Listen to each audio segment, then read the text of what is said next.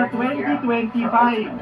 Kanya-kanyang latag na sila at marami sa kanila ay dala na ng medianoche. Dito na salo-salo.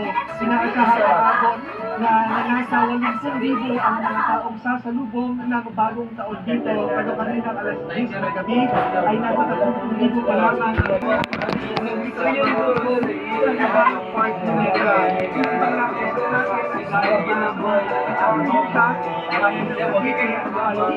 Dito magbagong taon. First time namin na like doon dito sa doon mas malawak doon dito maraming tao.